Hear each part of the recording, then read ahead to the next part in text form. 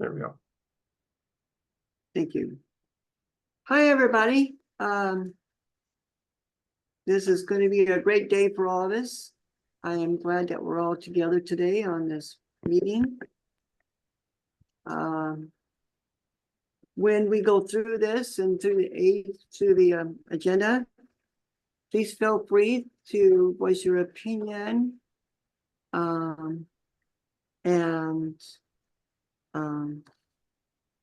Because the staff here would like to know your opinions and such. So we will start at 10:09, and the icebreaker today is, do we want to have an icebreaker moving forward? So we'd like to have your opinion on all this. Who would like to go first? It's a very meta question. I think our opinions were given last meeting. Well, go ahead and share it here, Judith, for the whole committee. I think the icebreaker takes up too much time. Okay, Susan?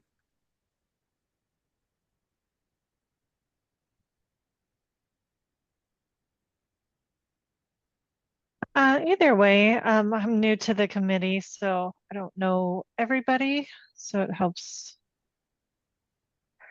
introduce each other there. But I mean, it can also be done via chat.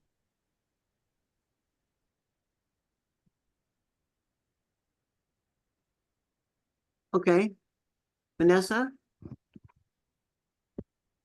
I vote. I like keeping it just to give people time to transition in, get to know each other a little bit. Just, give us some time. So I like Okay. Vixen?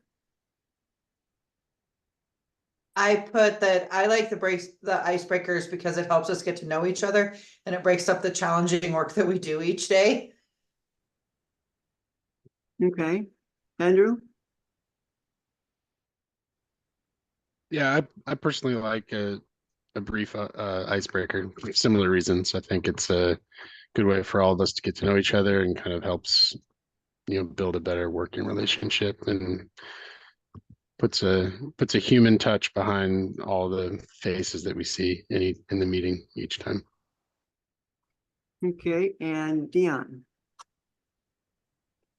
I feel like it's something that's pretty status quo with meetings, larger meetings, and kind of like what some of them said too, that it does kind of allow us time to be able to get to know each other more personally than just working the next work item. So. And James? Yeah, I will say that if an icebreaker takes a long time, it just hurts my soul. But what we've been doing, where it's a combination of people speaking or people putting things in the chat. I'll note in this icebreaker, people aren't really introducing themselves so much, it's just giving their opinion on it.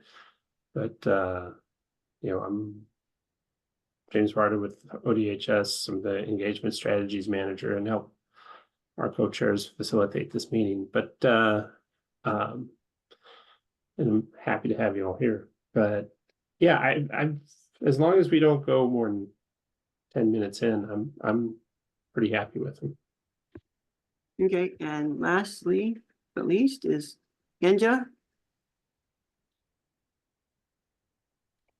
Oh, hi. Inje from Asian Health Service Center. Hello.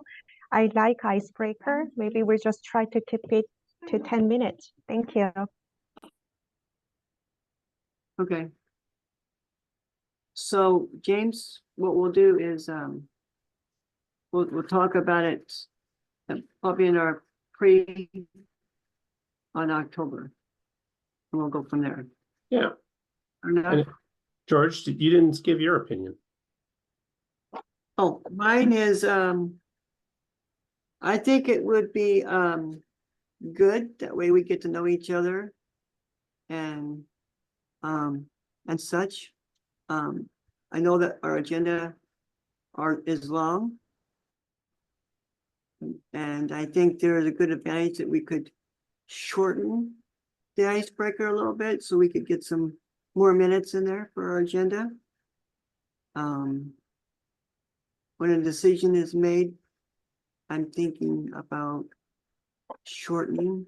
I think if we shorten the icebreaker, I think we'll have a better outcome. George, Yes, Judith? I think that the questions of the icebreaker could be more relevant if we want to get to know each other. I mean, it's not important to know what is your favorite color. It's more like, you know, what do you like best about your job, or where do you live? Do you like, you know, I think, and, you know, what do you like to do on your vacation? I think those questions are more get to know you. And then also, I think if each one of us know that we are limited to 1 minute in our answer, then we don't meander about my trip to Paris where I, you know, looked at flowers, you know, and just continued to go on and on because I could, you know, but I've never been to Paris. But that's my opinion. Okay. Okay. Mhm. Thank you, Judith. Mhm. So what we'll do is we'll go on to the next thing that's on the agenda. Thank you for your opinions on the icebreaker idea. It's all yours now, James.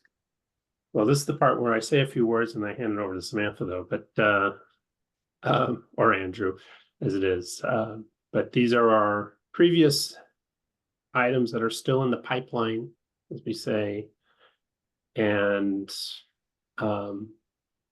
that request 53 was a good one because the wording around identifying family relationships was a little confusing, and so it was nice to work with you all to clean it up. But I don't know, anything else to mention about it?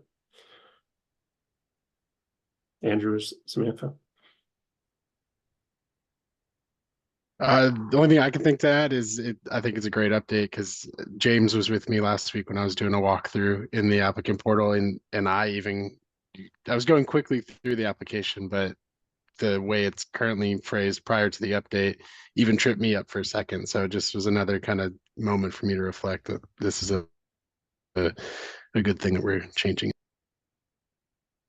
I will say this change threw us for a loop. I got like an emergency from Deloitte saying, hey, the Spanish translation came back and we can't support the translation that came back because grammatically you wouldn't end a sentence with the relationship in Spanish.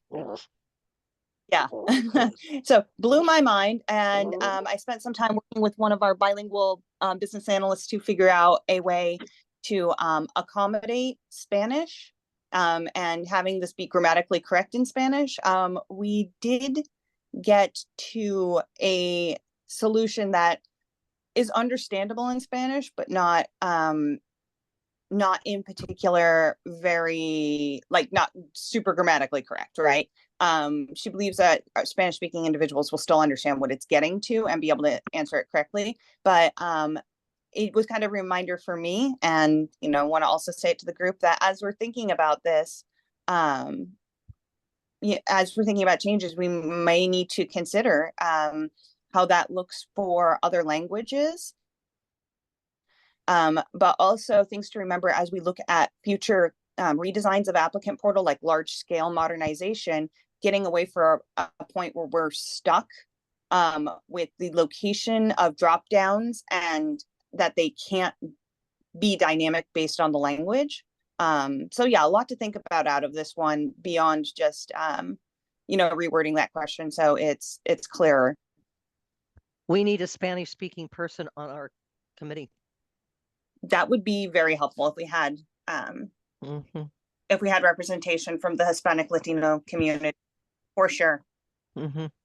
This, Especially- oh, go ahead. I was gonna, especially because we do struggle with user uptake, by which I mean I'm getting individuals that are part of the Hispanic Latino community to utilize the portal.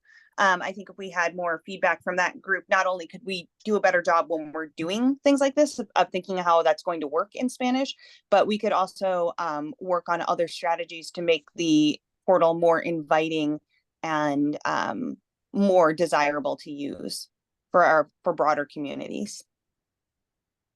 Even if we only had a person, a Spanish speaking person who came in, you know, like once every other month just to, you know, converse with us because, you know, you know, yeah, I guess recruitment is in order. Yeah, Mm.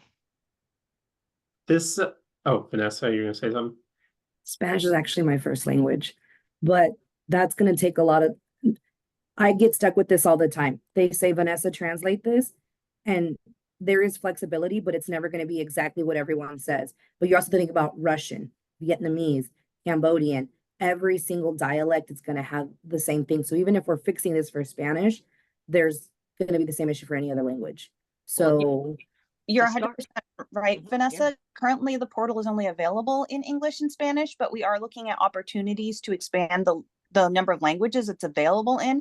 And you're right, this is immediately going to become a problem with every other language. Immediately. So yeah, it's a big question and a big issue we need to figure out how to deal with. And I think looking to other states that have expanded language availability, like California, will be huge for us. Mhm. I think with that though, it's like, that's a separate time. It's, you can't just say, okay, we're going to do it at the same time. That's like a separate group, Yes, a Yeah. separate Mm. set of work. yes. If we're going to do it intentionally, because that's another Yes. thing too. They're like, can you squeeze this? I'm like, no, it's going to take me time. Mhm. And I got to look, look at it. And so, yeah. Yeah, Yeah. Yeah. Sam, I have an idea. For many people that have different languages, is there a way that there's a program that identifies with request 53 where they could like tap on the language in a circle?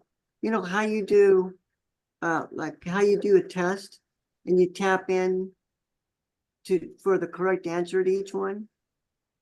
Do you know if there could be a program that a person, if they have that type of language, tap in with their mouse and things would be changing over to their own language?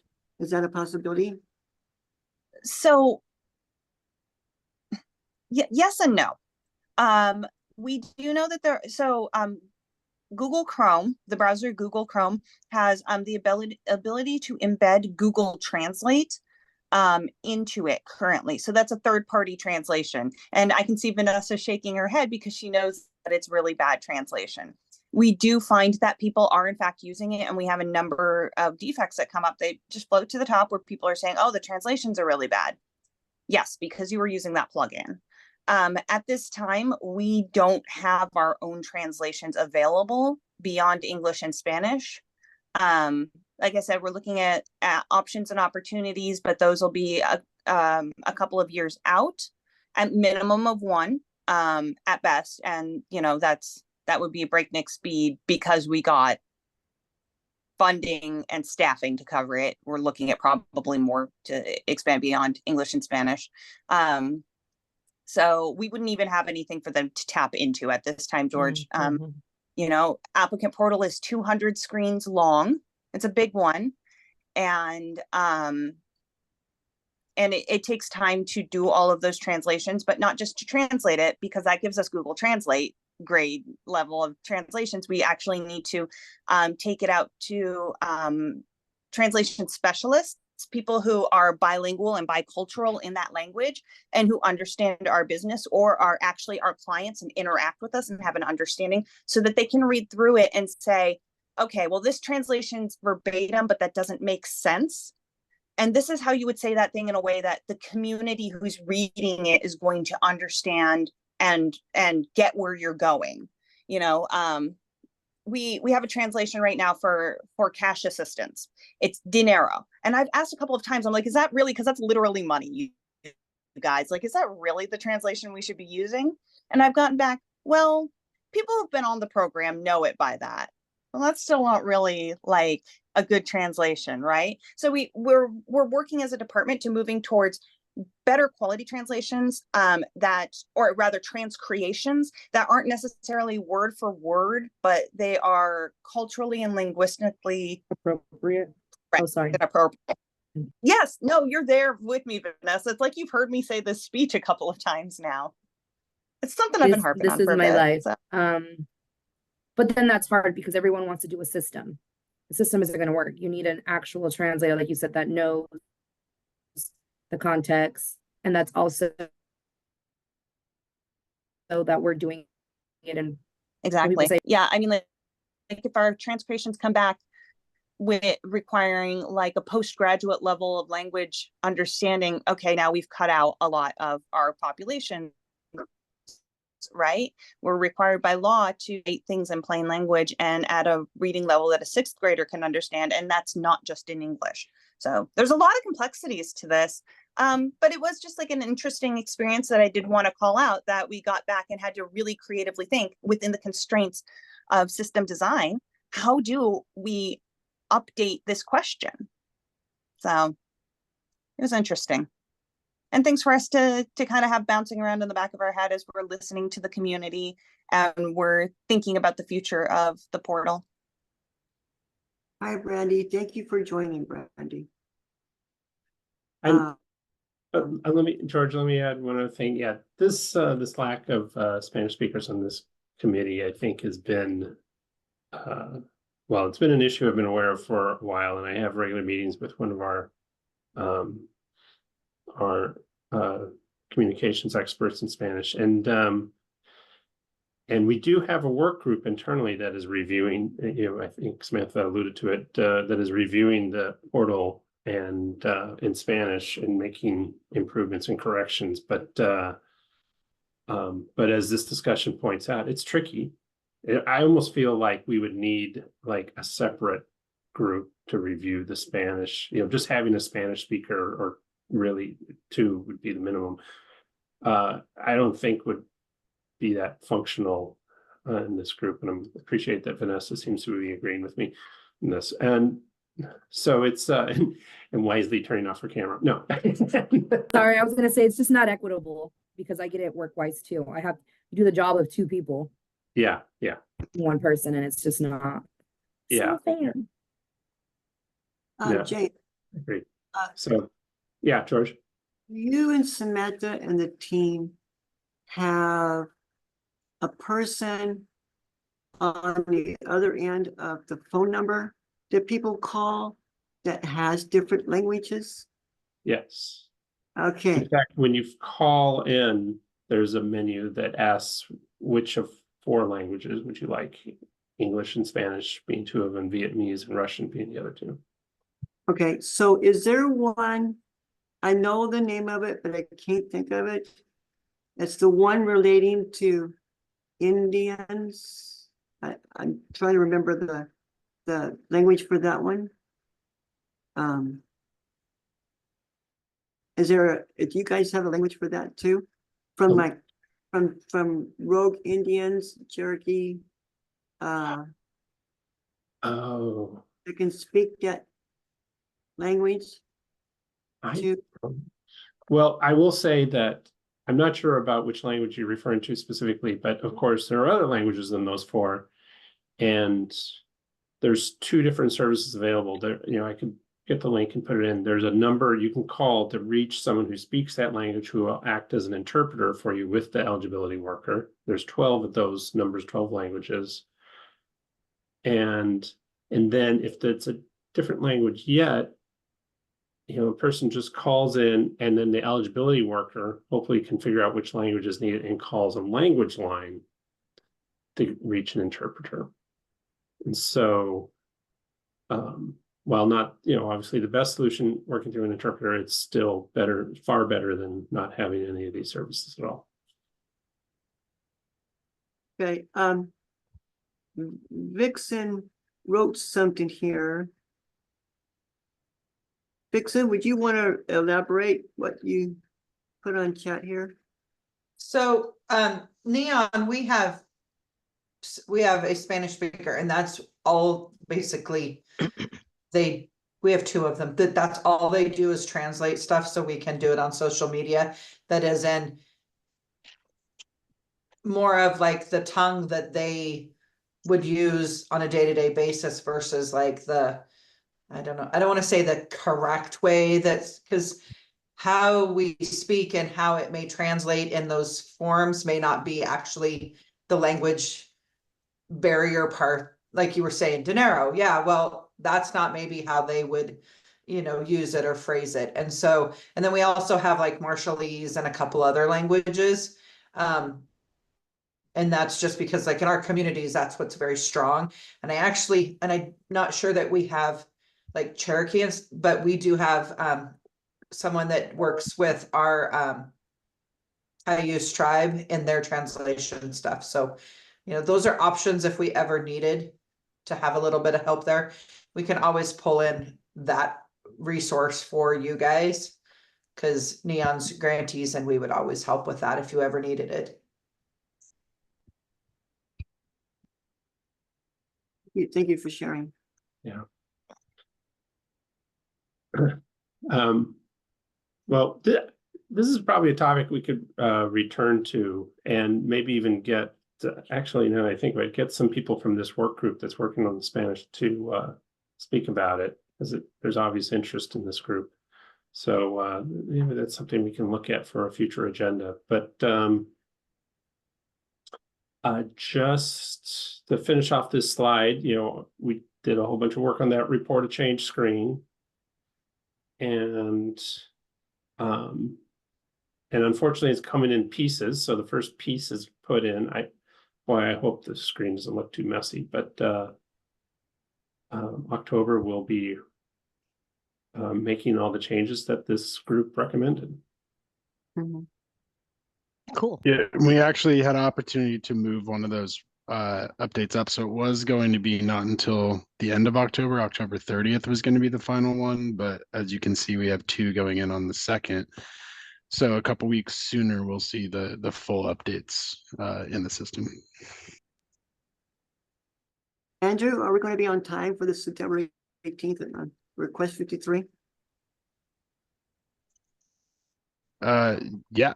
That should be being tested right now and going into the system on the 18th. Okay, good. Susan, that warms my heart, which you put in the chat there, that the screen is looking better.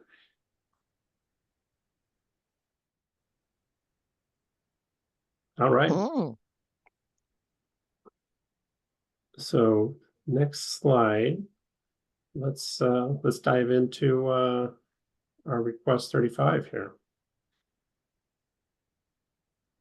Samantha, did you have fun with this one?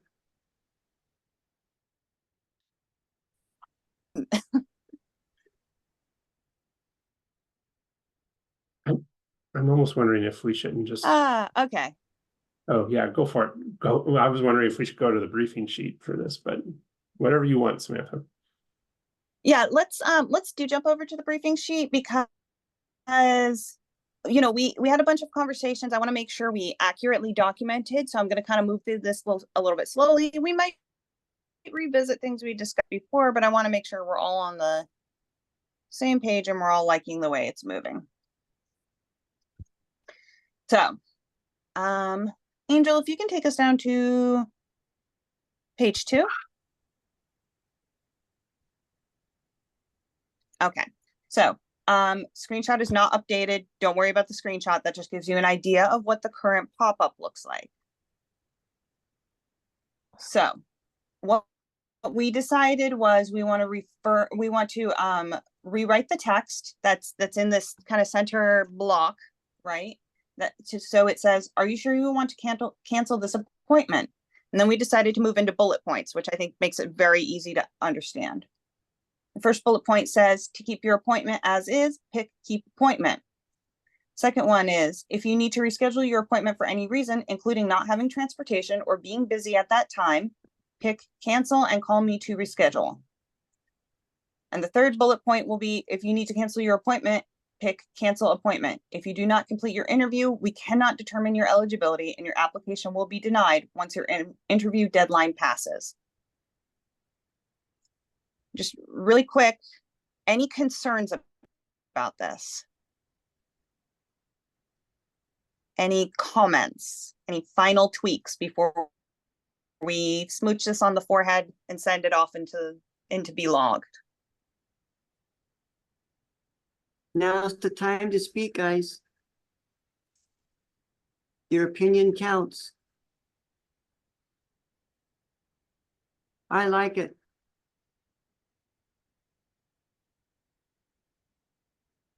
Okay.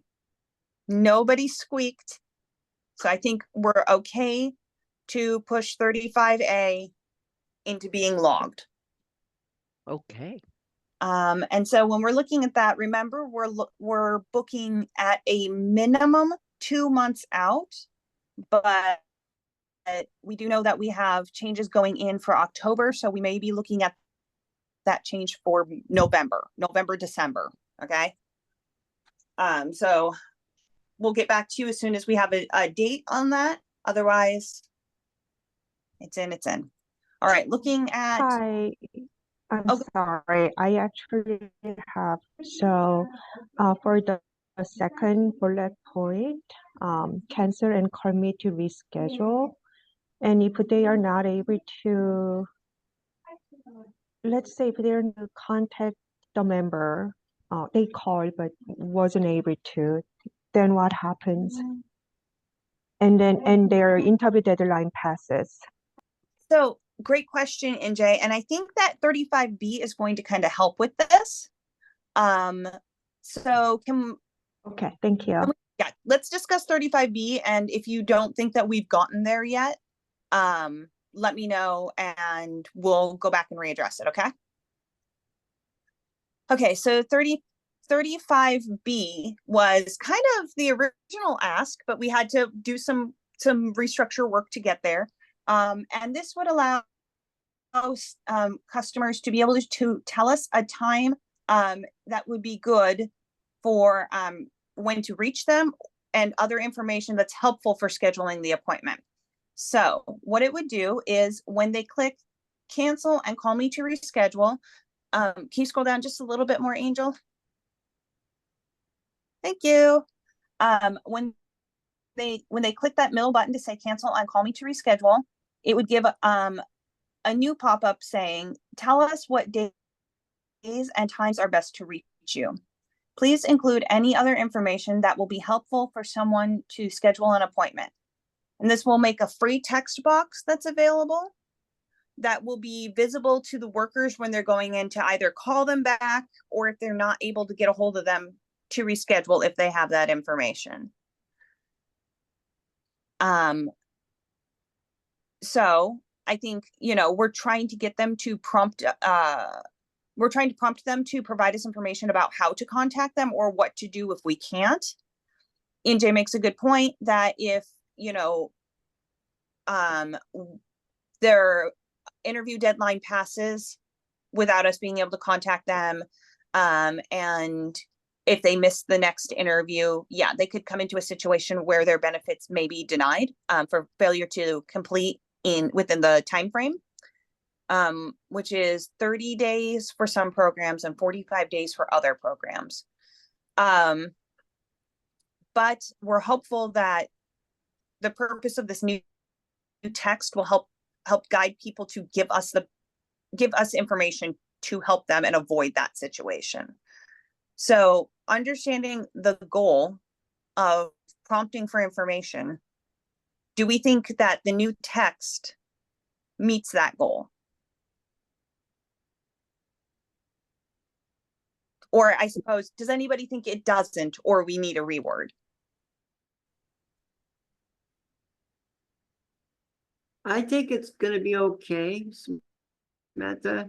It's the one question I want to ask is how can you have it set up for a person with a disability that is partially blind? How can you have it set up for them? Yeah, that's a good question, George. So I actually have a meeting tomorrow to get into the way that the department is moving forward ongoing in our accessibility testing. But as part of our testing, we do review for screen reader compatibility. It is a requirement of the department that the entirety of the ONE online portal can be utilized using adaptive technology like screen readers, which will read what's on the screen, right? We do special coding behind the scenes to tell it what to say when that technology is being used, as well as other assistive technologies. So as we're developing this, that ability to assist individuals who are vision impaired or low vision will be coded in as part of that. Is this for all three programs for food stamp, medical, and state services? Yeah, so for the whole portal is designed to be usable with assistive technology like screen readers, and so that's for all programs. We don't have it only working if you're applying for certain programs and not working if you are applying for others. It's a state it's a requirement of running these programs and getting money from the feds that the website is accessible. Okay, so here's the question that I'm going to ask the group. What is your guys' opinion on a person that has dementia? Do you think that they will be able to understand the words here from dementia?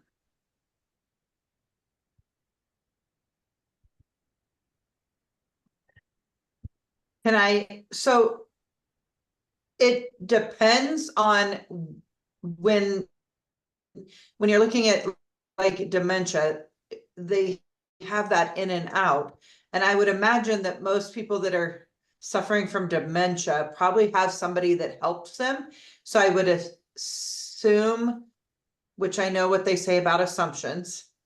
I know that totally, but I don't know as if we could ever make something that everybody with every disability could easily navigate through, because no matter what, even us who do this work all the time, some of this is tough to navigate. And that's why, you know, there has to be a way to know to reach out for assistance or have help, have an authorized representative, somebody that can help them, that it's at least manageable for somebody else, if that makes sense. That's just my thoughts. It does. Vanessa, what do you think? I agree with her that nothing's perfect. We'll do our best, but nothing's perfect, and nothing's ever gonna. There's not one size fits all. Plus a person with, it depends on their level of dementia, but they lose the sense of patience. So they're not going to be patient enough to want to go through this program. They're going to just say, okay, I'm not doing this. And then somebody else will have to step in and help them. Okay. Randy, what do you feel about this? Sorry, I just had students in my office, so I'm not like 100% on point with it. What the question is. My apologies. How do you feel, what do you think about your opinion? If someone had dementia and they came across something, would they approach it? I did hear someone just speak about it can be challenging to accommodate every single disability that people could experience. I'm not really sure how to answer that one. I think as long as things are as simple as possible, that's going to make it easier for folks in general. Okay. Angela, do you feel the same way?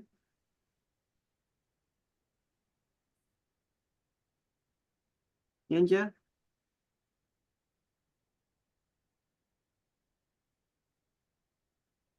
I think she's busy with something. I'm here. Yeah, I just don't have a good answer to it. I mean, it's hard even with my population with language barrier. So I cannot imagine how hard, could it be.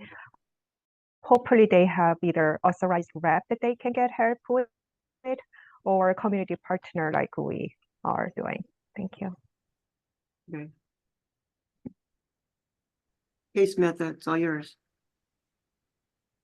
All right, so I think I heard that we're feeling like we've got it the best that we can based on this, and yeah, we're accepting that it's not going to be perfect for everybody, which I think is it's an important place to get. That we are thinking about what's the best we can do, understanding that this won't work for every individual. I did see that Dion added a comment saying many times their schedules are requested for a couple of days away or for next week, but the reality is we can't honor that. Do we have the ability to give the disclaimer that we may not be able to honor the exact day and time they're requesting? And Dion, absolutely, the answer is yes.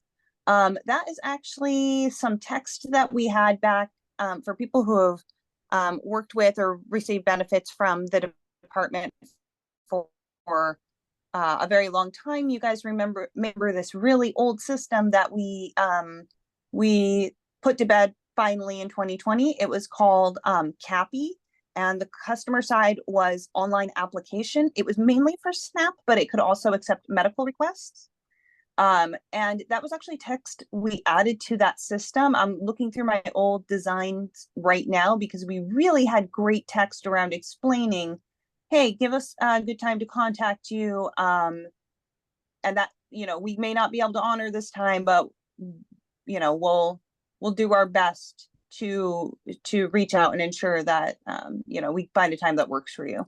So I think we can take unless anybody has a suggestion on how we can modify the new proposed text to include Dion's feedback, I can take it offline and get some proposed text as well that we have used in the past and worked really well.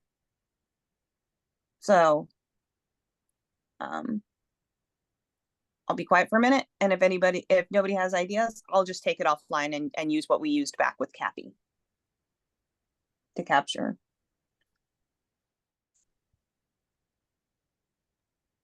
So it probably would be just an extra sentence on the end saying, no, we can't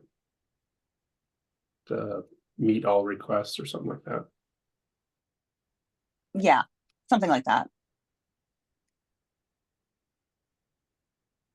Yeah, this is just for not even to schedule the interview, it's just to call this.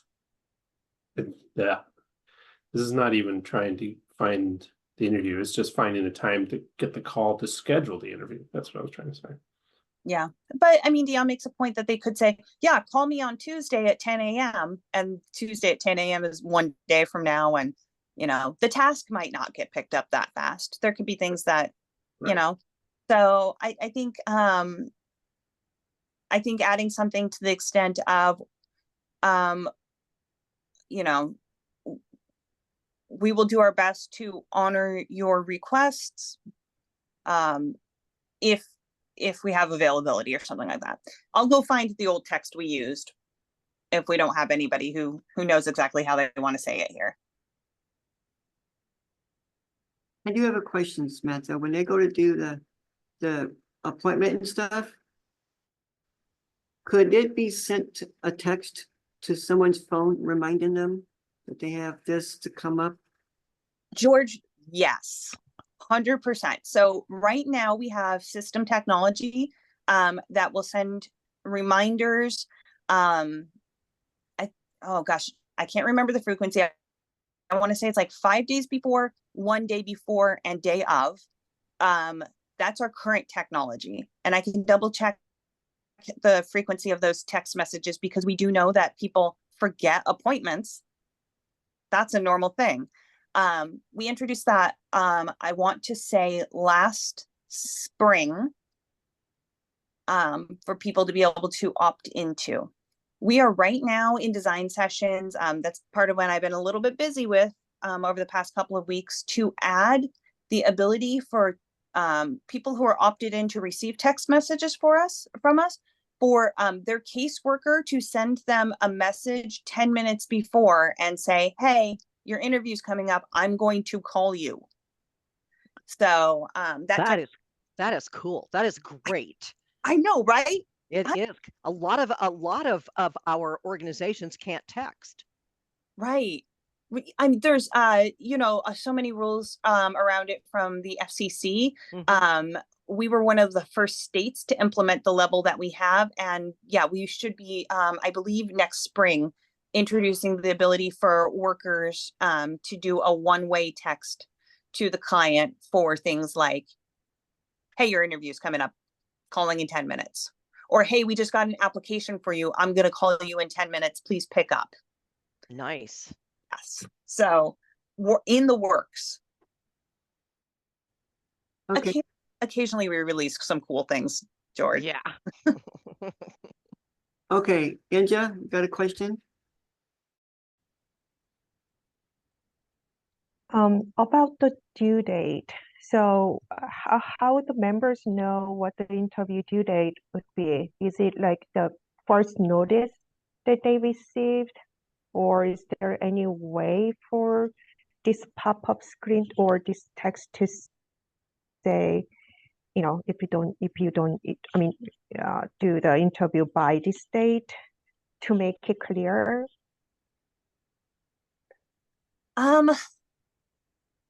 Let me think about that for just a second. Actually, I'm going to verbally think through it. So you guys have to ride with me as I think through this one. Because for some programs, it's 30 days from the day they submit. And for some programs, it's 45. So we could add something generically around up in the bullet points we discussed on 35A, we could add something generically about the interview deadline based on that, like your interview deadline, or it's not really the interview deadline though, because it's the date we have to determine eligibility by. It's not just doing the interview. Yeah, because I think that will be very confusing, because I know for sure my members will ask me like, so when is my interview deadline? Yeah. And I like to know where I can find that information, because they usually get a letter saying you're required to have an interview, but Yeah. then once they schedule the interview, the 30 days or 45 days start, the due date start from that previous interview date that they are trying to cancel, or does that 45 days start from when they receive the notice, or yeah. Actually starts from the day they submit the application. So if I submitted my application on September 1st, let's say, and I applied for SNAP and medical, my SNAP due date is September 30th and my medical due date is October 15th. And that's why it's a little bit complicated, right? Because if I apply for multiple programs, it'll be hard, and I don't know that we could get the system to display what exactly the date is. We could give them something vague like it's 30 days from when you submitted, or it's 45 days from when you submitted. Oh, so this does not happen for like renewal cases for the non-Magi? Because as a clients who will get an interview notice and interview required notice time to time. Yeah, for renewal, that's a good point too, NJ. For renewal, it's different. Renewal is actually based on when the end of their certification is, right? So if my medical benefits are need to be renewed by October 31st. It doesn't matter when I submit my renewal application, if it's an active renewal. I just, or, you know, if my medical end or my SNAP ends October 31st, it doesn't matter when I submit that renewal application, my interview and my eligibility have to be determined by October 31st, or technically my benefits are impacted. Right. The level of impact Mhm. is different depending on the program. Again, so this is where the complexity of an integrated system comes in and all of the nuance. But how can we digest this down in such a way that your customer who's going to go, well, what does my interview deadline mean? Can understand that, and maybe So this only happens for the new application. no, it could happen for a renewal Okay, as well. okay, thank you. Yeah, so that's the more questions you ask, you were like peeling back the layers on the onion, NJ, and really making me think, oh, this is complicated. Sorry. But Um, I know that they will all ask me that question, and I kind of want to be ready for it, but I understand that we cannot know everything. But this is great. This is great change. Thank you. yeah. Susan has a question. It's, what if the worker, hold on. Sorry, George. I didn't realize you were reading from from there as I sent that. I was trying to get to Susan's. Oh, Susan was saying what happens if the worker doesn't get to the task until after their due date. Yeah, that's a great question, Susan, and that can totally happen. We know with workloads, if somebody does their cancel the day before their appointment and their appointment was also the last day, like that could totally happen. It wouldn't be our most common scenario, but it could happen. What the worker would do is restore the case and extend the processing timeframes. So we have the ability within policy for workers to say, you know what, for our fault, ODHS's fault, we weren't able to get this application processed in our 30 or 45 days. We're going to extend that so that we can give this person due process and service. So yeah. So Susan, did you get your answer? Yes. Okay, go ahead, Sam. No, I'm still noodling on what NJ said. Honestly, that one's a tough one. So do you want our vote on this? Yes, and I'm gonna keep thinking on what we can add to it to help people understand when they have to complete their applications by. You know what? Maybe what I'll do also is I will look through our correspondence and see if any of our letters tell them what the date they need to complete it is by, and maybe what it is we tell them if they want to know that date, they can check their notices. So I'll double check on that. But for now, knowing that we are going to add just a little bit more text for Dion and NJ's comments, are we okay to move forward with logging 35B? Yes, thank you. I'll add, there is an extra little word in there that Dion or whoever has the sheet can get out. There's an extra TO2.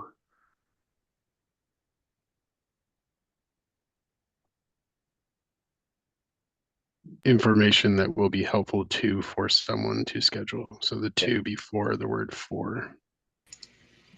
Sorry, I'm looking for it. Which line are we in? So the very bottom line of that statement, The new the text word, proposal. yeah. Oh, here. You're right Yes. over. Yep. Helpful just or something. Okay. Okay, so you have my vote, you've got Indra's vote. Vanessa, you're okay with this? Yes, okay, Brandy, you're okay with this? Good. Susan, you're okay with this? Yes. Okay, Judith, you're okay with this? Absolutely. Vixen, you're okay with this? Yes. Okay, Sam, you got it. All right. So I do want to be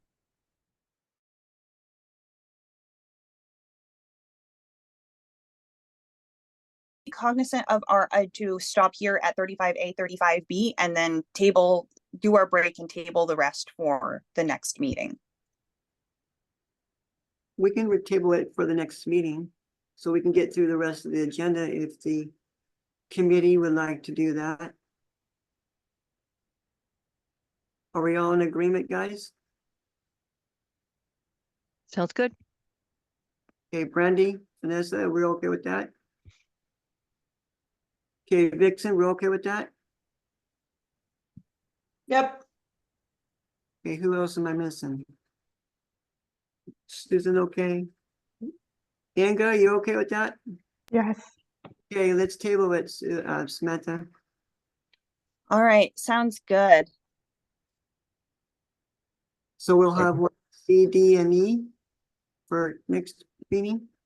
C, D, and E, and 39 for next time around. 39 is where this info that people type in goes for the worker. But in that case, we'll go to a break and we'll come back and talk about the change requests that we were discussing. So let's just plan on 10 minutes after the hour. So that will take us to 11:10. Yep. See you guys at 11:10.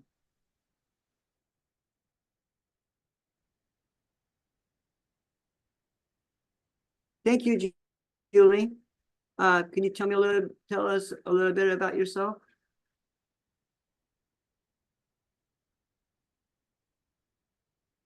Julie, you're with us?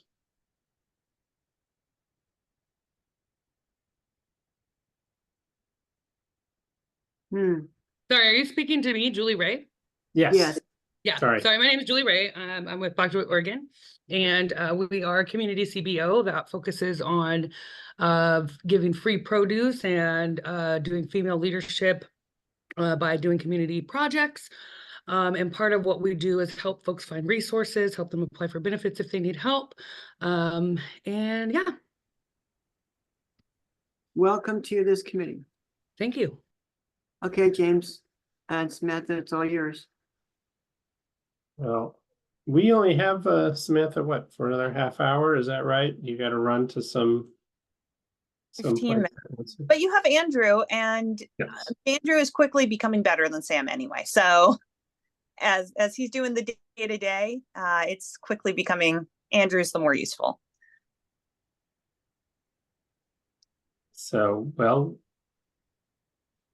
in either case, much be good to have you, Andrew. We're ready to talk about the change requests. We don't really have much written up, but I think we do need to talk about it. So I wonder if you want to run into this number 22.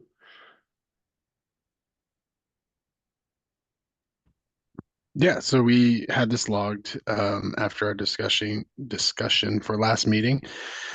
And let me see here.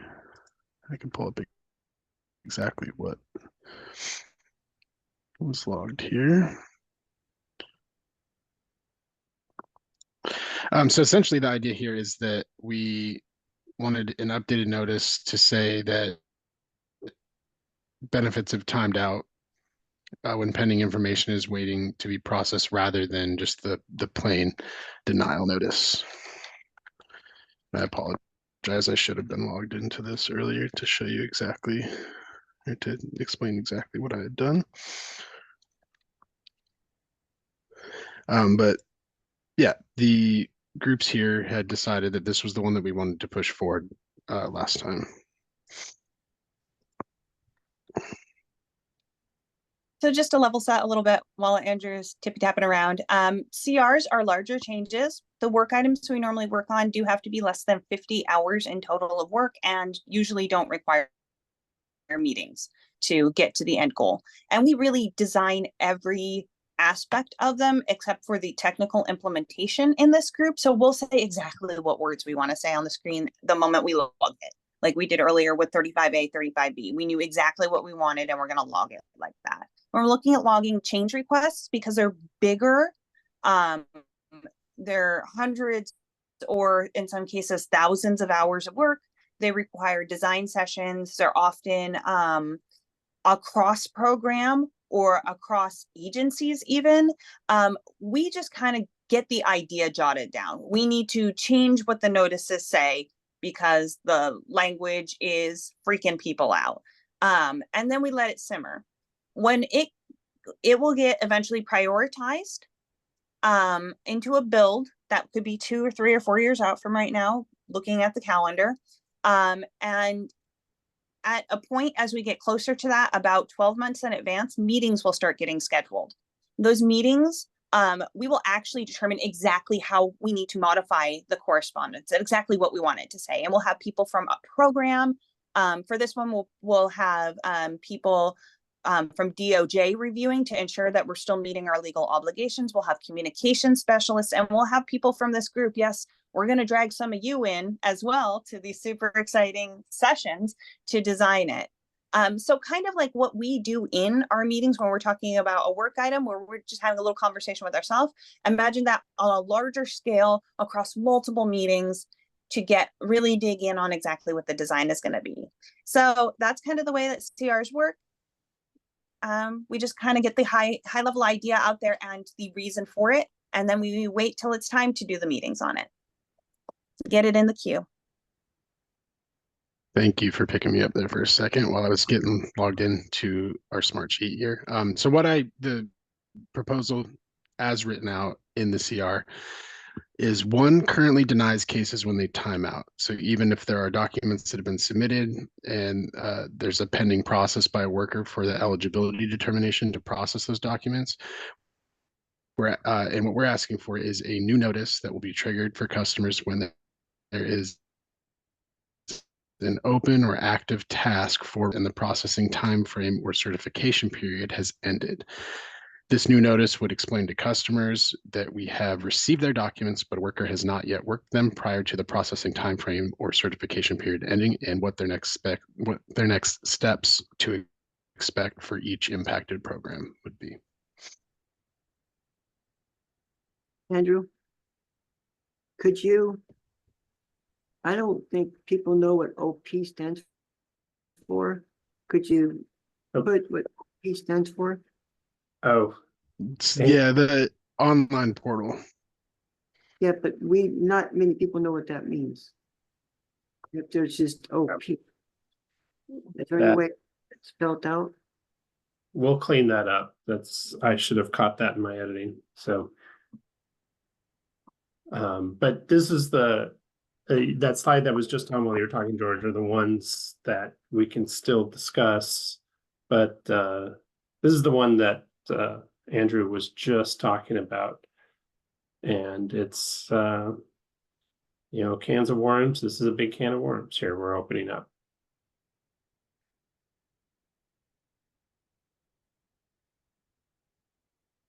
So do you want our vote? We already voted last time to approve this one. So this has been logged. This is kind of just a review of what was submitted from last time from our breakout group discussion. So yeah, the next steps on this for us, as Sam was mentioning, once this is picked up and moved forward by the state, is we'll have design meetings. And as Sam mentioned, we'll hopefully be inviting folks from this committee to participate in that and help us determine exactly what this looks like. But as far as we're concerned for now, it's been submitted and waiting until it gets put onto our ongoing schedule for change requests. How many notices, because there's, I forget, 250 some notices. How many notices would have to be changed? So I think rather than changing any existing notice, we're proposing a new notice specifically for this circumstance where, someone's reached the end of their time frame. their processing time frame or the end of their certification period. And typically they would receive a closure notice or a denial notice. But in this instance, they have done what has been asked of them, and it just hasn't been processed in time by the state. In those circumstances, we are able to still take that information they've given us, process that information, and continue or approve benefits. But it can be, I think where this initiated is it or originated from is it can be confusing in that circumstance when you've turned everything in, you've done what you're supposed to do within the time frame, but you're still receiving a denial notice for not having done that. So this would be, to answer your question, James, a brand new notice for that circumstance that would explain like, hey, we got your stuff. Your time frame for processing has ended, but we're still working on it. These will be your next steps. So what are we doing with the rest that you just had down there on 14? I think it was 14 and something else. You had three of them.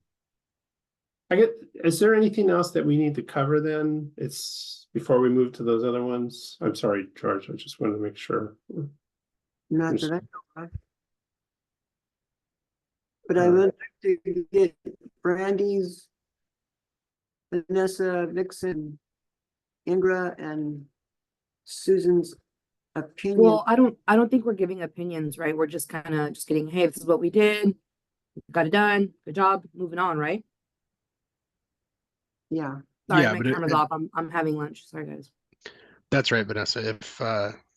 If anyone has any questions or anything to ask about this before we move on, I think this would be a good time. But other than that, I don't think we need any sort of vote or anything to move forward.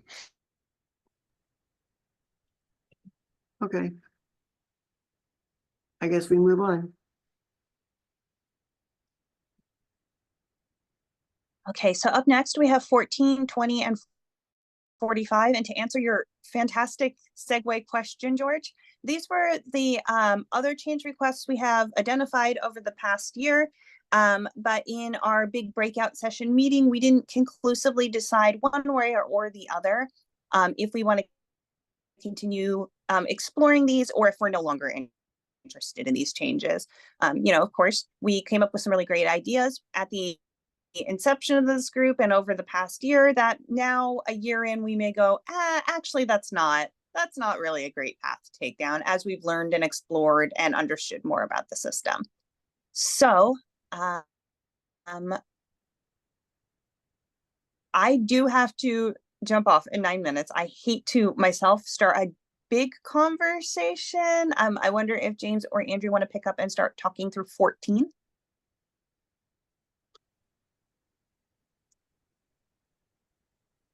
Or I can. Could you get us started on 14? I'm actually not super familiar with that one.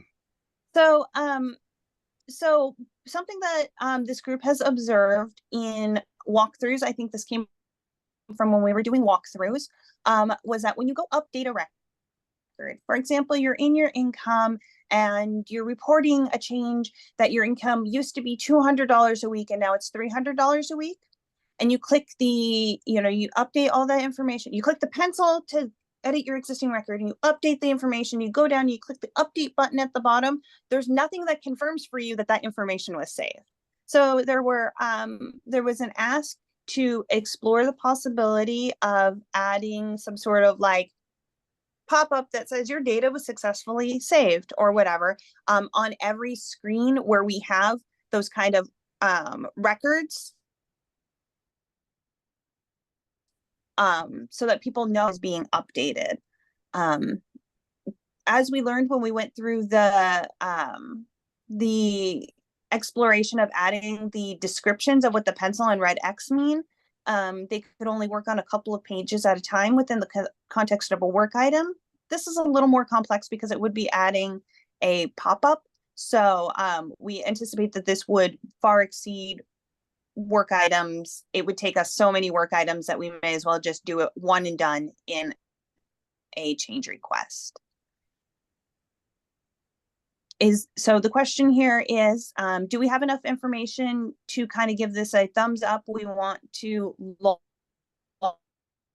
it to be considered as a change request, or a thumbs down, we don't really love this and we don't want to log it? Personally, I like all three of them. And we are now going to vote on this. Vixen, what do you think? Vanessa? I like them. Okay, Vanessa? Do we have to pick between the three or move forward? That's what my question is, because it's three. We're doing one at a time. Yeah. And we'll We can log any of these as we want, Vanessa. Okay.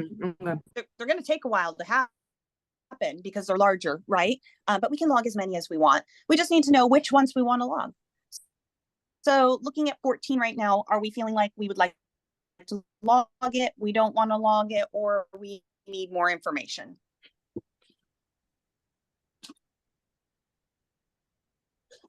Vanessa? I got a mouthful of food. Yeah. All right.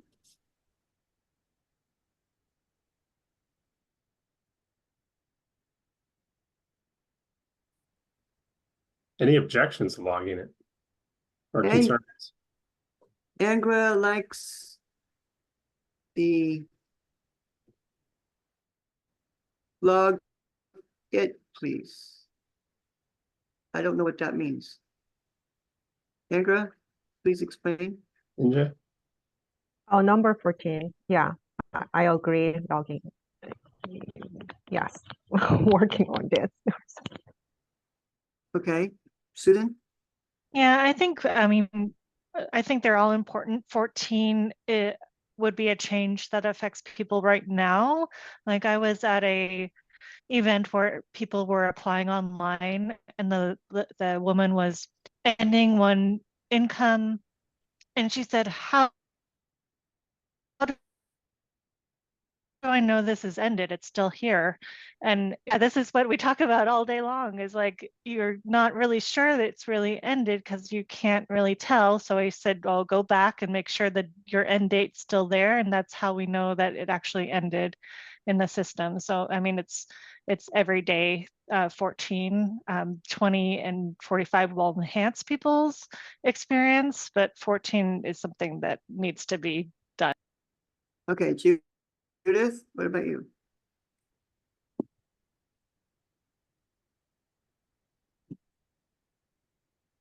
Judith, Mute. I'm so sorry. I agree. Yes. 14 or all three of them? All three, but especially 14. Okay, Yeah, let's just get answers on 14. We can give like an overview of 20 and 45 as well to make sure everyone understands what each is asking before we're asking to agree on all three. okay, Brandy, you agree on 14? I agree. Vanessa, 14? Okay, 14 is ready to go. Yay. Okay, now, Great. Thank you, Sam, for explaining that one because I was not clear on that. But I can speak to 20. Moving forward, this one kind of goes as a companion to some of the work we've been doing with the work items for the rescheduling piece. So what we can fit within work items seems to be the rewording of the cancel and call me to reschedule, cancel my appointment, those things like that can be done in a work item. But the kind of next step or the evolution of this function in applicant portal would be to allow for applicants to reschedule their own appointments straight from applicant portal. So they don't need to wait for a call and reschedule. They don't need to indicate that they need to cancel their appointment. There, they can just go in and cancel it and reschedule it on their own if they would like to. So this would be adding a button to the online portal, which is what OP stands for. So adding a button to the online portal to allow Oregonians to request an interview during a certain time. And this would be adding a brand new functionality, but would, as mentioned, allow them to select the specific time that they would want their interview to occur during. okay. Vanessa, do you agree? Okay, Vixen, do you agree on 20? Yes. Okay, Brandy. Okay, Brandy, do you, okay. Susan, do you agree? Yes. Angela, do you agree? Yes. Judith, do you agree? Yes, And who am I missing? yourself. I agree. And what about, is it Vixen or is it Brandy that took off? Brandy had to take off for just a little bit. I'm Well, still here. Okay, Do you agree?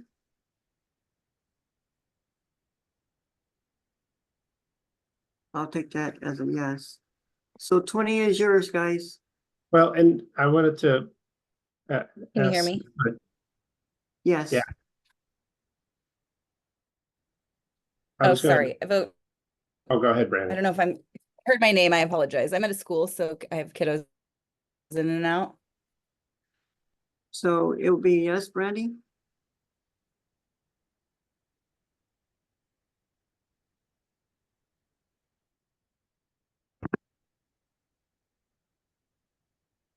Okay, Yeah, Brandy went back on mute. okay, she is having issues, okay. I see. Well, and George, before we move on, Julie Ray, do you have enough information to weigh in on these? I mean, I don't feel like I do at this particular moment, but I am, I'm trying to follow along. I haven't been to a meeting in quite a while because your meetings actually contradict with a couple of other meetings that I have, but I was able to join this one today. Are you guys sending this out, or did you send it out on the email? And I'll take a peek at it.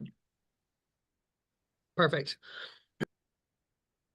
Not as many details about these, unfortunately, but we'll fix that in the coming months. Okay, Andrew, you want to do the next 45?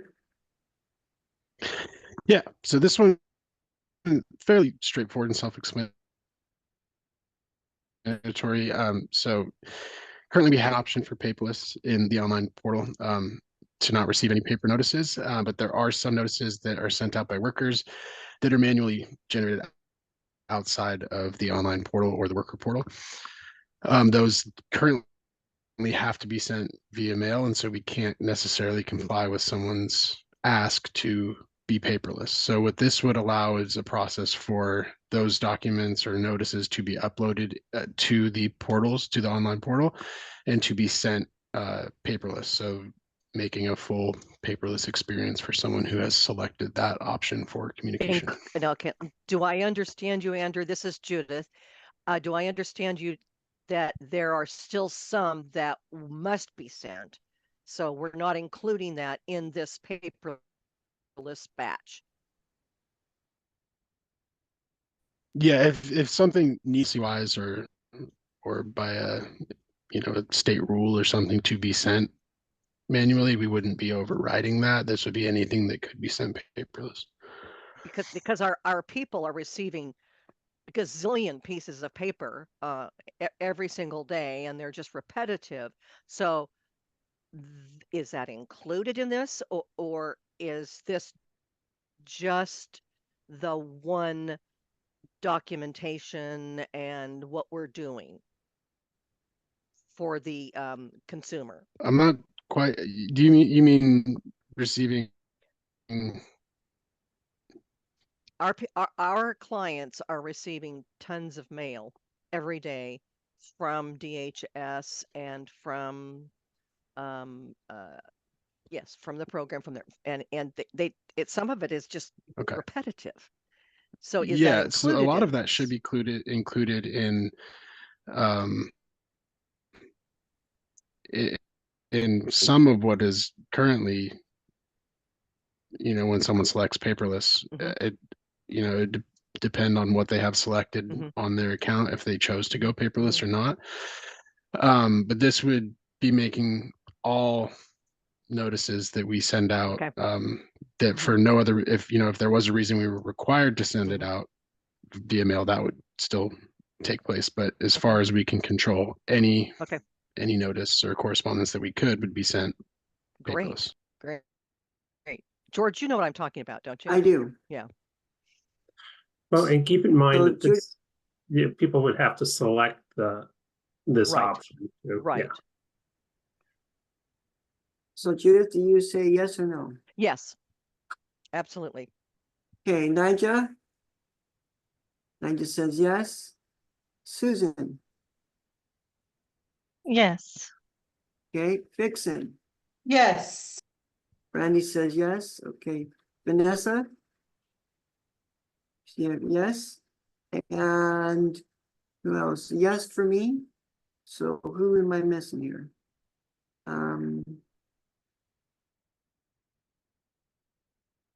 Julie Ray? Okay. Oh. I guess you got your thing, Andrew. On all three. Great. Sounds good. Thanks everyone for taking the time to vote on those. And yeah, so far we'll get those 3 logged as well as 35A and 35B. On to the next thing.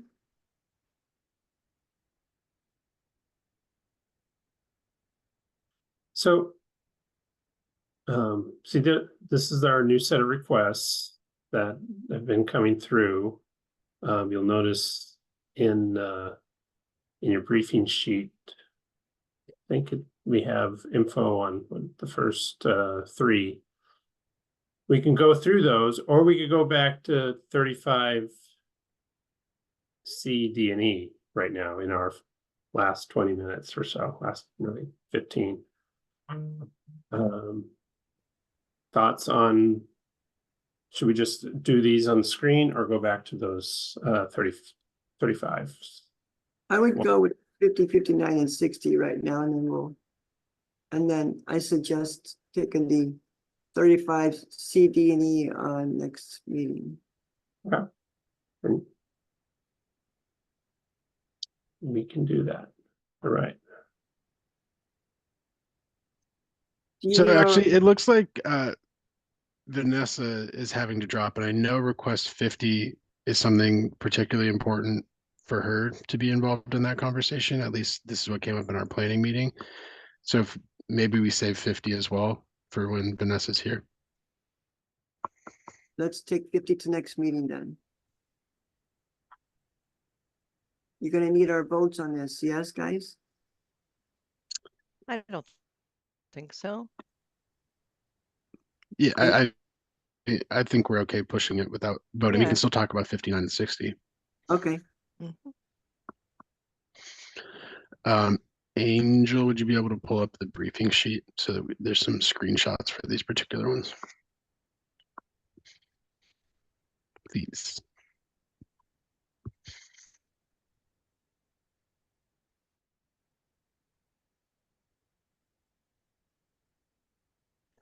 So yeah, I think they're buried a little farther down here. So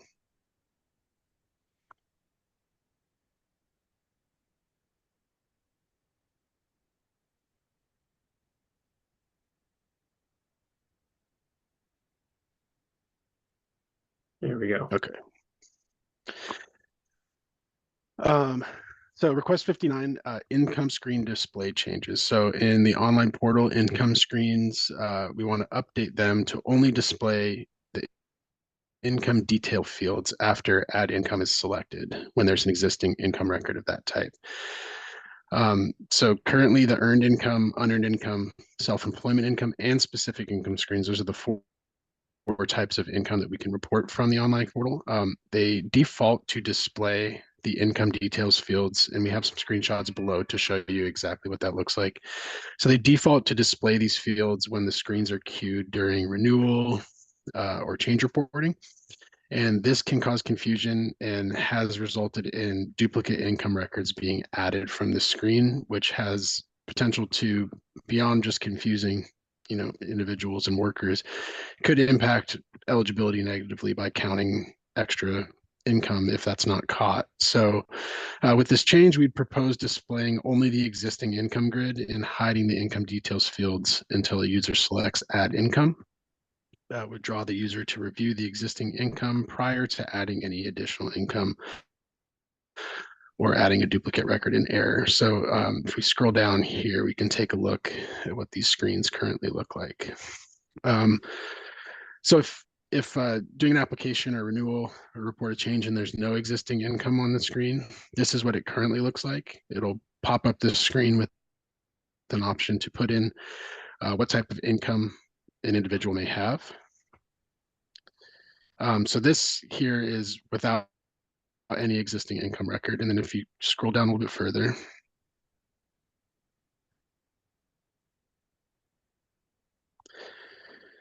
if you reach the screen and there is a current income record, you can see it looks slightly different. We have this blue table is what we call them, but it's kind of like chart that shows that there is existing income here. But below that chart, you can see it automatically is displaying those earned income detail fields, or this is the earned income screen. It could be unearned, specific, or self-employment as well.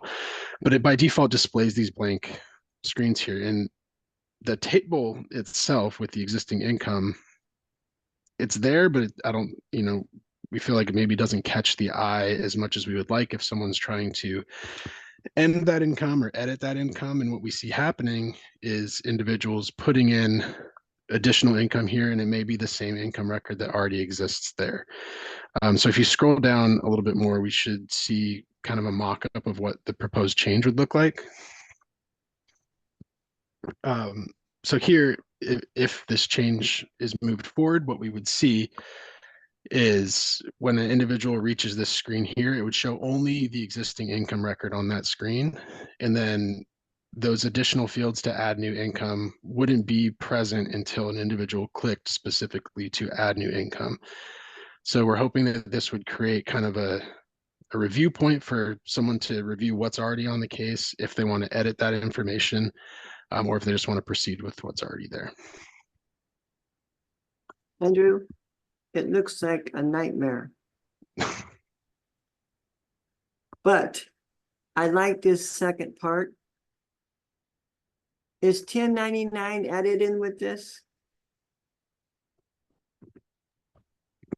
1099's is where say like if I go to like Safeway and I do something for them, I get a 1099.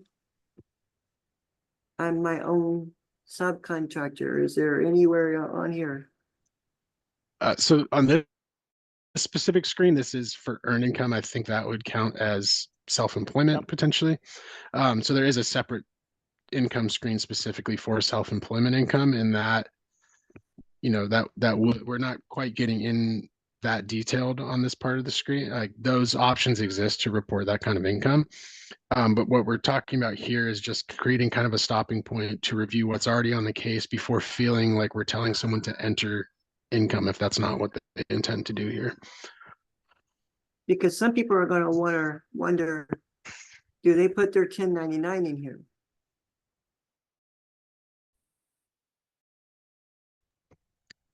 Yeah, certainly. And I think we're skipping a few screens here. So there's a screen that pops up before you would reach here that it breaks down the 4 different income categories that we have and lists examples for each of those. So I think hopefully in the situation you're talking about, before we got to this earned income screen here, we would have an individual reviewing the options of what type of income they want to report, and they would have selected self-employment income if that's what applies to their circumstance.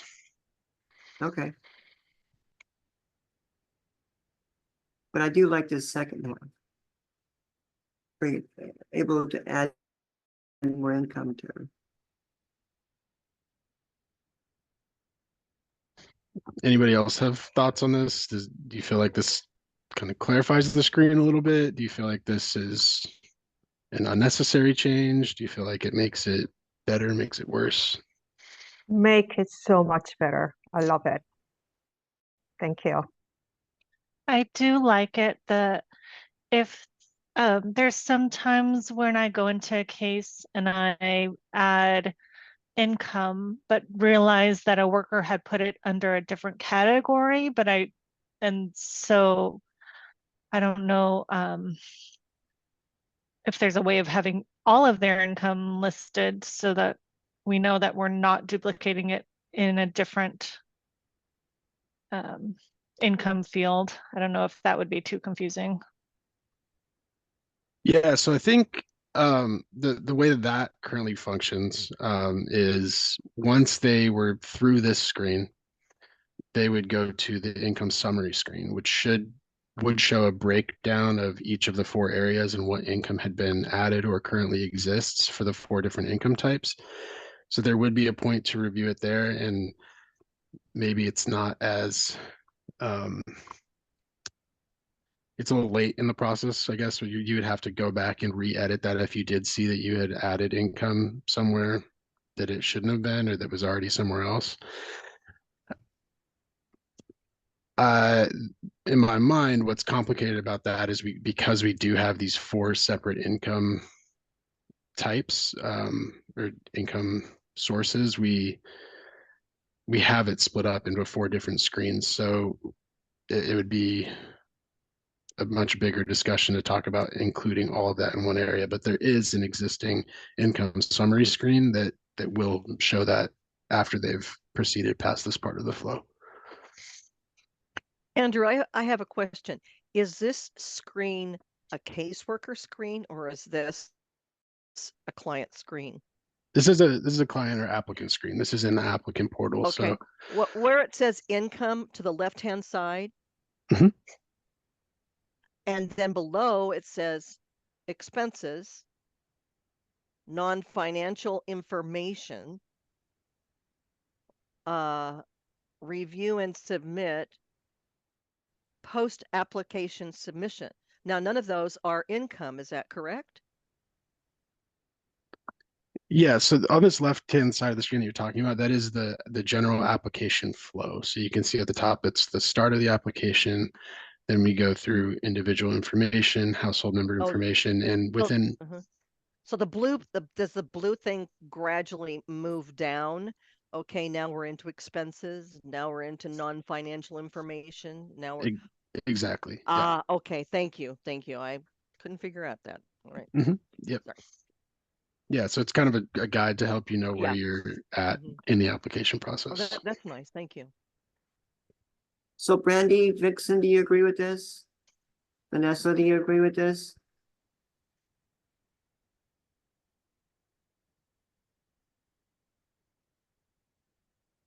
Andy says yes.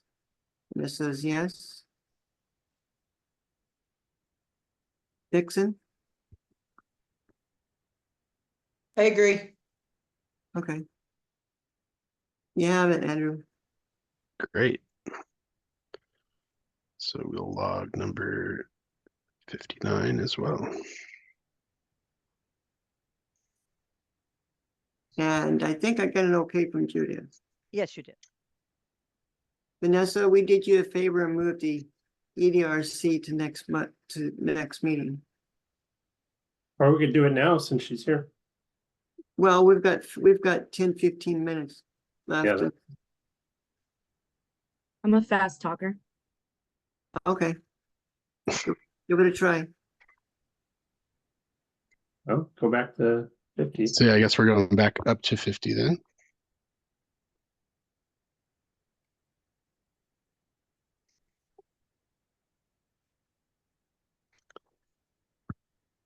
So the Quest 50 is to add the ERDC waitlist status to the ONE online portal and to the mobile app.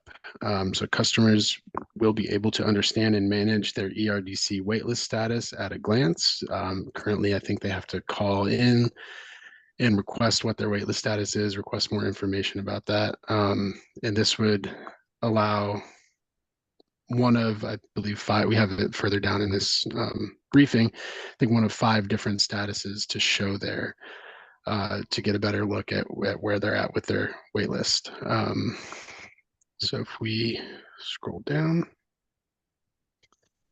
So this is the online portal individual dashboard, and this is just how it exists currently. I don't think we currently have an idea of where exactly we would put the waitlist status. So that's something that we would want input on from the committee.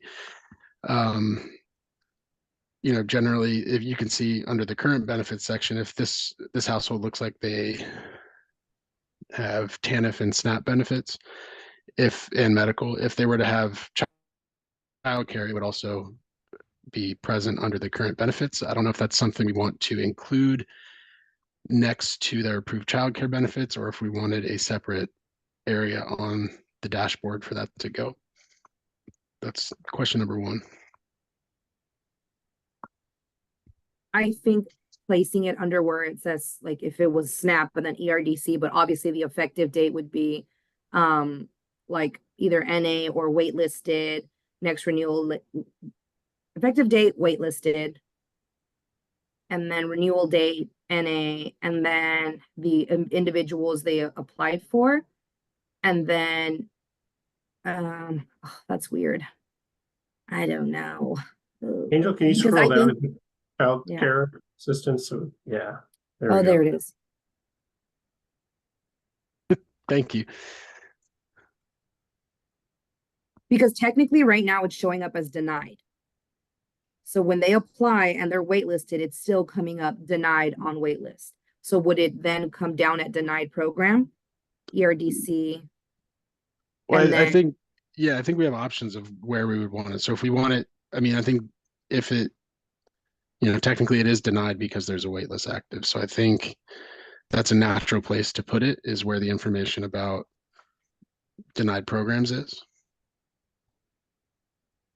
Yeah, I think having it there, the status, and then having an option to, like, if your status changes. So if you are now receiving TANF, if you're homeless, if there's childcare welfare involvement, having the ability to click on that and either start something for an eligibility worker to start working on, because some families also think that they're on the wait list and they're not even on it. And there's no way to know unless you call in and ask. Yeah, so that's another thing that you had brought up in our previous meeting that Sam and I followed up on.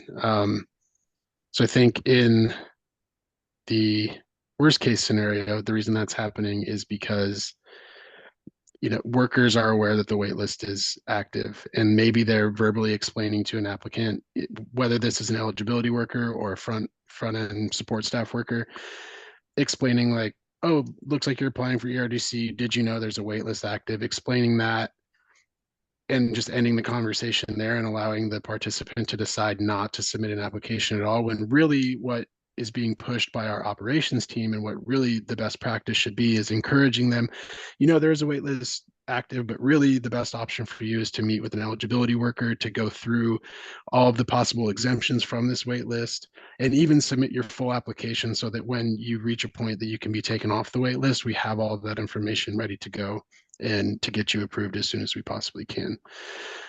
So that's the best case scenario if they're doing that. Worst case scenario is they're just saying, hey, there's a wait list. I don't know if you really want to apply right now. Hopefully that's not happening super often, but that definitely is one of the reasons you may see individuals who are saying, oh, I'm on the wait list, and then you go to look up their application or have them pull up their dashboard And there's no you're application, seeing nothing there. So that's an internal thing that we have to continue messaging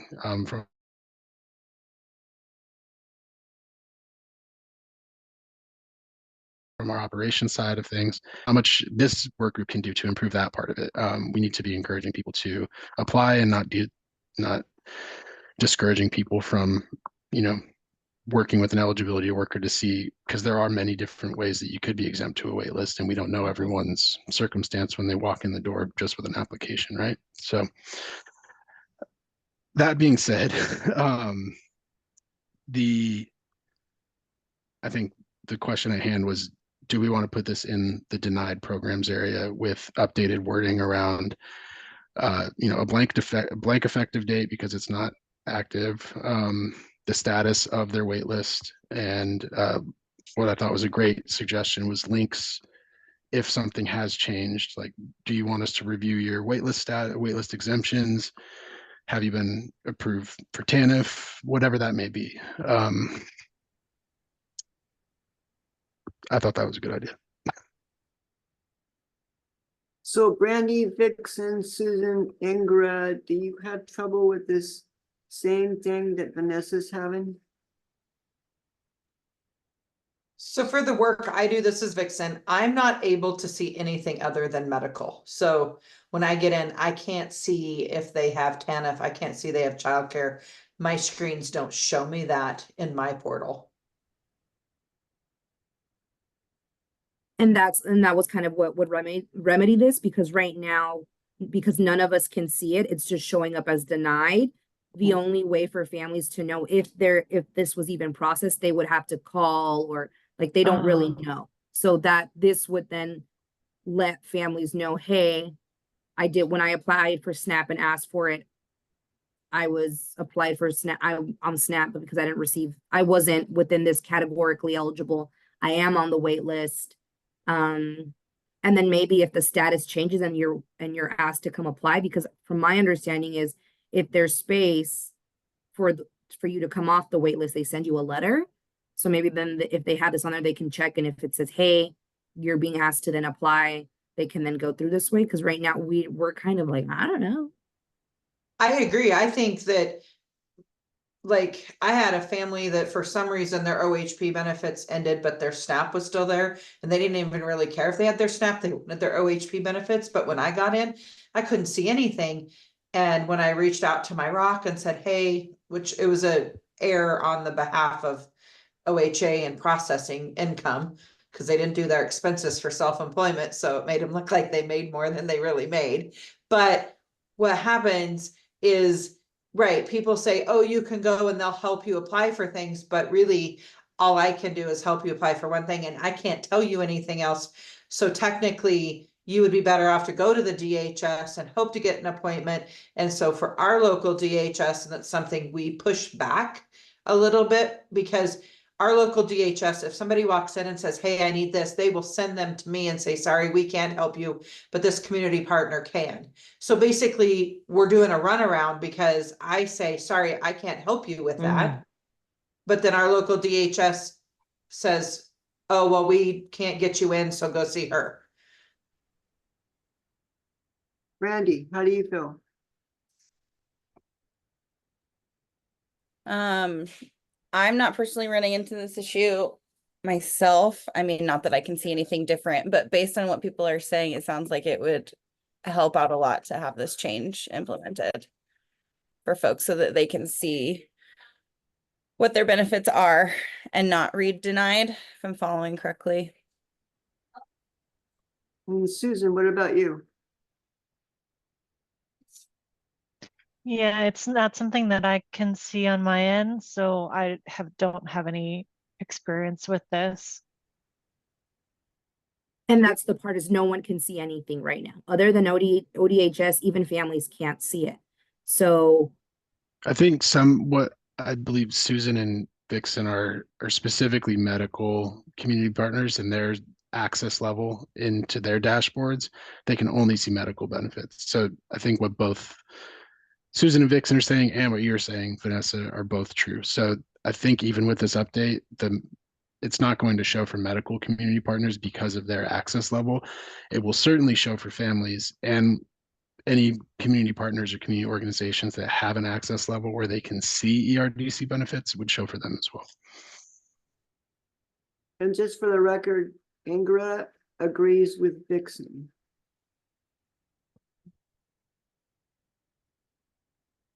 So yeah, this to keep in mind, this is a change that helps if they have a ONE account, then they can see this.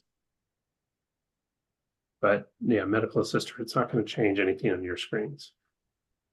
But if we know families can see it, and I think Vanessa agree on this, like if we know families can see it, we can help them learn to make their own account. We can help them log in with that, and we can advocate for their own abilities as a community health worker to say, you know, this is something you can do alone. We are here to help you, but we also want to empower you to have your own controls.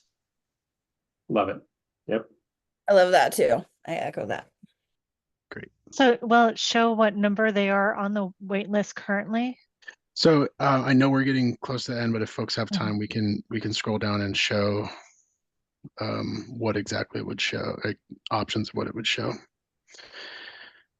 So these are the 5 statuses that someone would have.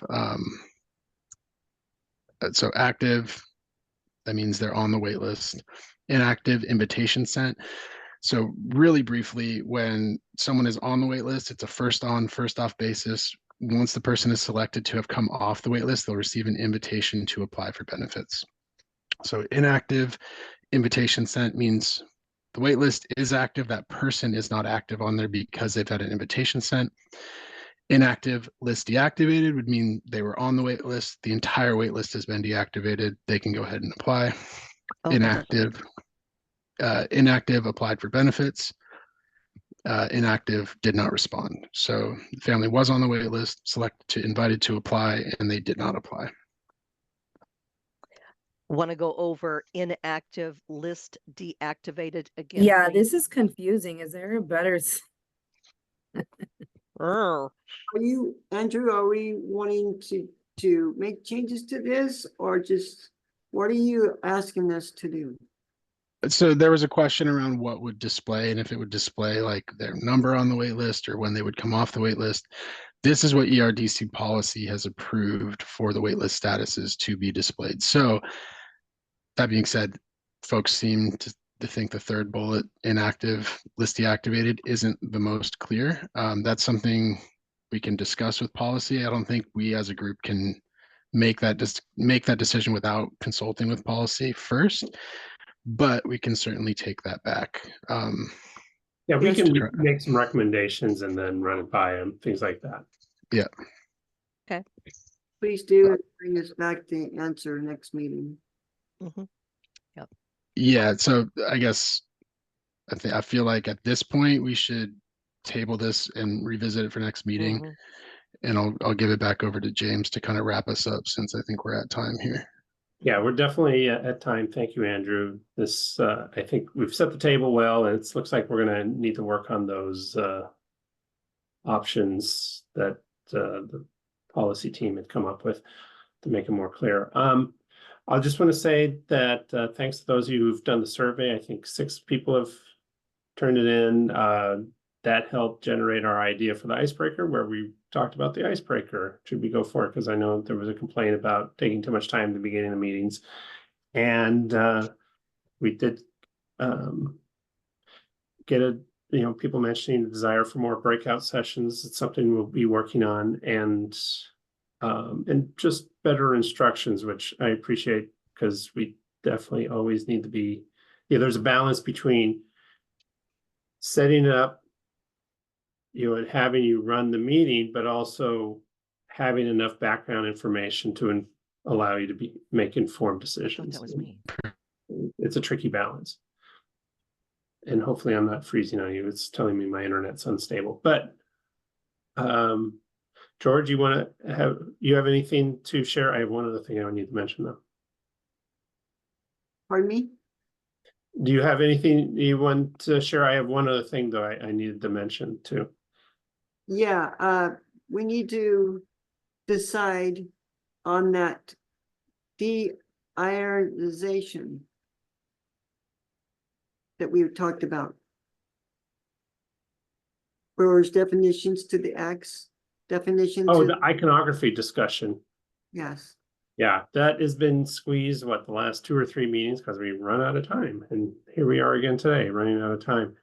So, yeah, that's something that we will have to get to. But, there was a lot that we didn't get to today as well.